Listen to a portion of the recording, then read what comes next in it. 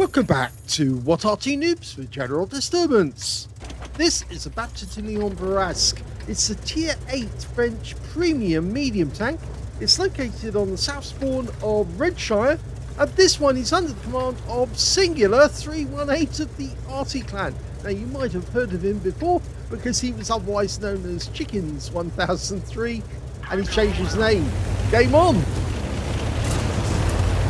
Well, he has to get through a pile of tanks to get to the front of the queue, but this tank does move particularly fast once you get going, and unfortunately he's not going very fast at the moment. 62 kilometers an hour's maximum speed. It's basically a Bat Chat 12 ton with an EBR 105 turret. It's a capable of doing 2 shots, which will do 720 alpha if you get both of them, 360 off 1 shot. 190mm pen with standard APCR, and with the premium rounds, it's capable of 240mm pen. Oh dear, run into the Blesk. Well, that was too close to the Progetto, and he did get spotted. The big worry here is going to get shot across the valley. Good job that he did pull back when he did.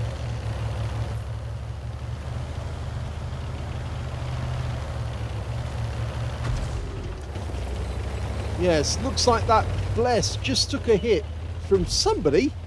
In fact, yes, he is definitely getting hit from across the valleyway.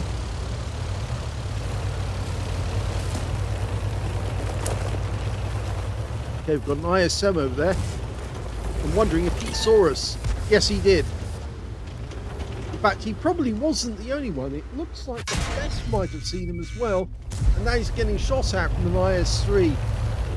So he's obviously well sighted by the enemy, and he's lost a lot of hit points, and he had his gun damaged, so yeah, he's pulled back altogether.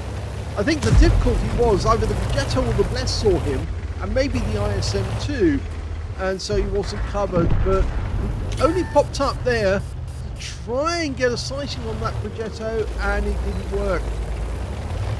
And he's definitely getting shot at from across the valley. Well, he's lost a lot of hit points, which is going to make his game difficult from now on. But he is now unspotted, and we can probably see the enemy tanks who are actually seeing him from across the valley if they pop up. Yeah, that Bat Chat 12 ton is in the bushes. Worried about that because he's obviously just spotting for us. Progetto keeps getting close, and he's building up a nest here to protect himself. Knock this one down. Oh, nice shot on the T103. Yep. Unfortunately, he didn't get the pen there because of the angle, but he did. Oh, he hit the tracks on that one.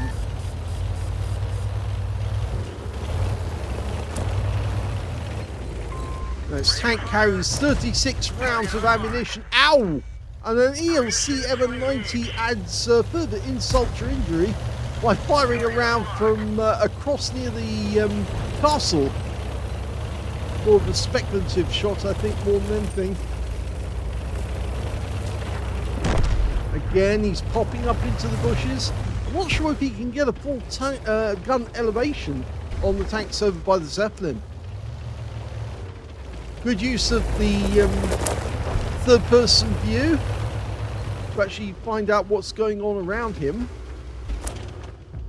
He is a bit of a problem now because he's only got a third of his hit points left, and yet that ELC keeps popping up to be a nuisance. Our guys are not doing much about him. Okay, we might get a chance at revenge. He went into the dip. He's going to pop out that little corner there. Okay, we're loaded. Oh, one shot took him out. I'm wondering if that was an HE round, because the HE rounds on this one are capable of doing 440 alpha and 53mm pen. So they can easily get through an ELC. And oh, the Progetto turns up for a brief moment.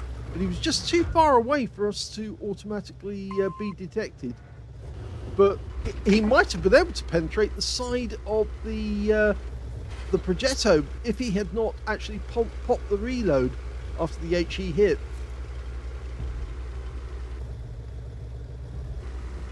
At least I think it was an HE hit.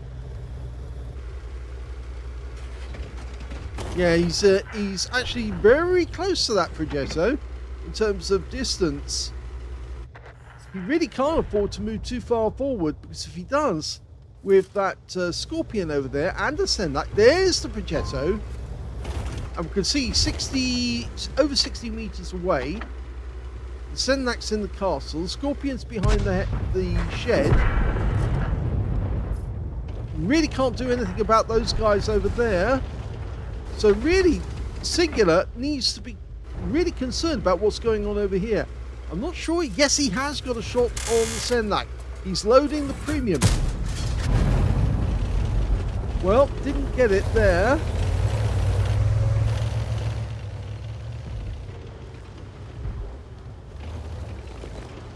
Okay, looking round. Go for it. Should be able to pen. Oh, the guy goes into cover.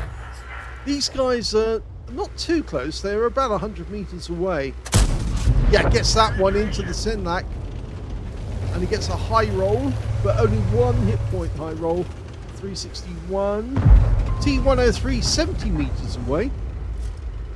And now that Senlac's moving. And we've lost the Kilana on the far side. The T-34-3 and the Wizzy 120 are in trouble. He does get one into the strip. Again, he's probably regressing the fact that he got too close. Okay, so we're in full reload. He's going to leave this position for the moment. It's just too dangerous for him to be there, because the Iron Army, the Striv and the ISM potentially could just hop over the ridgeline and do some serious damage to him.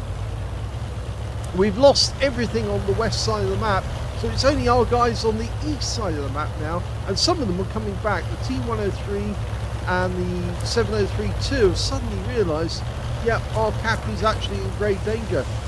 He stayed as long as he could before the rest of the team were wiped out.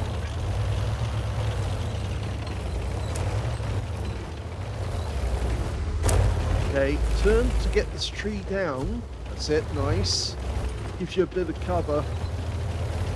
Could knock the other tree down as well. And he does. There's the Senlac. Okay, we've got him. Well, that one didn't go through. But that one did. So he got a second roll, but it's a low roll. You can see one of the shells that actually hit Cingular went across his engine deck from one side to the other. And the Senlac's gone. Kill shot went to the T103. We've got the Scorpion loaded. Oh, went well wide. And again, didn't give enough lead at distance. I mean, these shells are fast, but that was far enough away that it really did make a difference. 1,000 meters per second is the shell velocity. You've got to give a lead, and he didn't give any there. He just aimed at the butt, not at the actual vehicle. And now we've got the Scorpion behind the shed, but he doesn't realise how close we are. I don't think he can see us at all. And so, yes, we have got a shot. That's one. Pretty sure that hit, even though it wouldn't have actually got, well, there's no reset, because of course it's outside the cap. I think he knew that he can spot it. Okay, up on top of the hill we've got the car ring. We can put one into him. Yes, nice shots. He's taking the opportunities as they present themselves. And somebody's back in the cap again. And they're out, which means they're probably coming this way. In fact, they are. And he's not fully loaded yet, but he is now. Okay, so he gets one in, gets the second one in, and saves himself. Look at that damage roll. 2,500 damage already, and 1,183 assists. He's doing a very good job. It's just him left now against 3 enemy tanks. The ISM, the Kari, and the Strib. We know he's hit the Kari. The ISM's, well, one shot, I think. And, okay, so he's positioned himself. Yes, the Kari is a one-shot. Gets him in the tracks, though, unfortunately. Go for it. Did he get the kill? No, he didn't.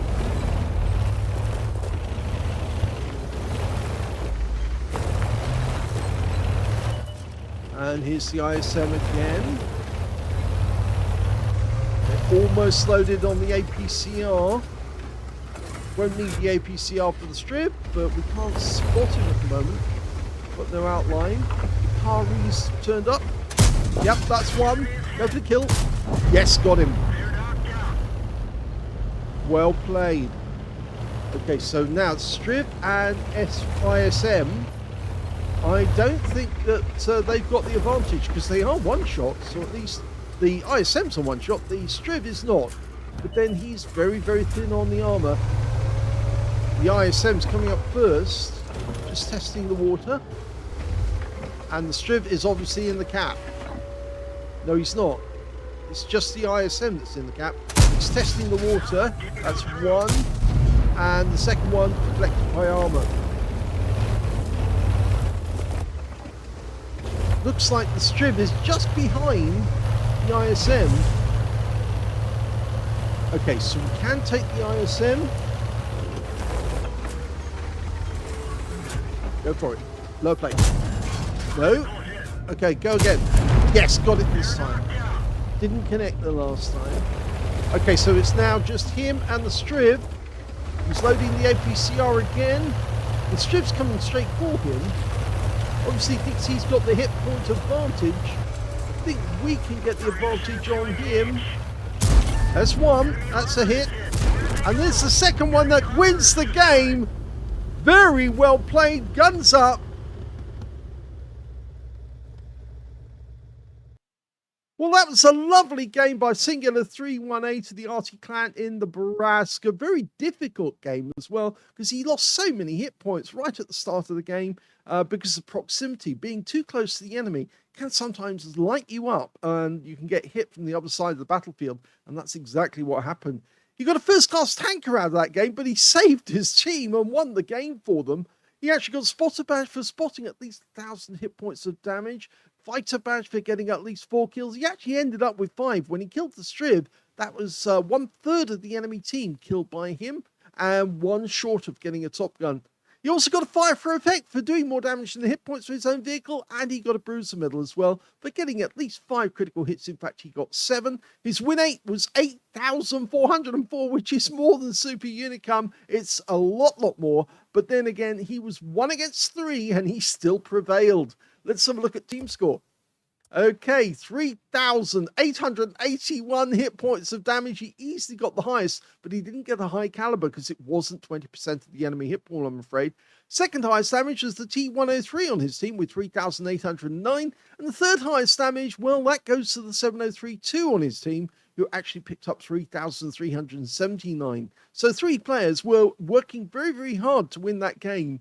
And of course, these 2 guys did come back after they saw that the south end of the map had fallen and there was only Cingular left in the game.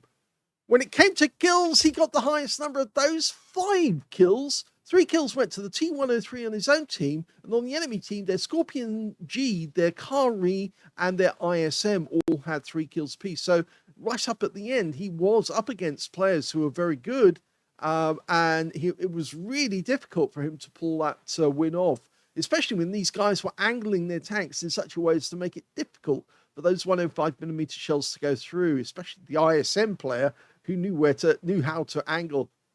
When it came to base XP, he's won that one too. So he's got the top in all 3 columns. 1,385 went to Cingular, 1,215 went to the 703-2, and 1,024 went to the KV-4. We should also mention the T103 got 1,009, so 4 players managed to get over 1,000 base, but yes, it was Cingular who actually did the best, because of course he's the one that won the game for his team. Let's have a look at detail. 24 shots fired out of a 36-shot magazine, 19 direct hits on the enemy, 12 penetrations. Yes, he did get a couple of those shots really bad because, of course, he wasn't leading the target and the Scorpion was moving at speed. He got 3,881 hit points of damage, of which 978 were at more than 300 meters. 4 hits received from the enemy, 3 penetrations, 1 non-penetrations. Well, you saw one of those shells must have hit the tracks, but the other shells, you saw one of them went right across the engine deck of the tank from side to side. And yes, he lost a lot of those hit points very early on in the game.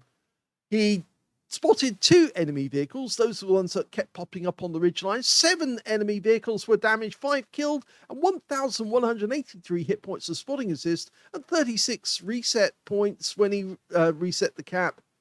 On a premium count, he actually made 34,163 credits profit from that game. And he also took away 2,285 experience points out of it. But I guess he had satisfaction of knowing that without him, his team would have lost that game. And in fact, he was the only one that was holding the enemy back from storming into the south after the rest of his teammates won the Zeppelin and just carried on moving north, but didn't take into account what was going on behind them.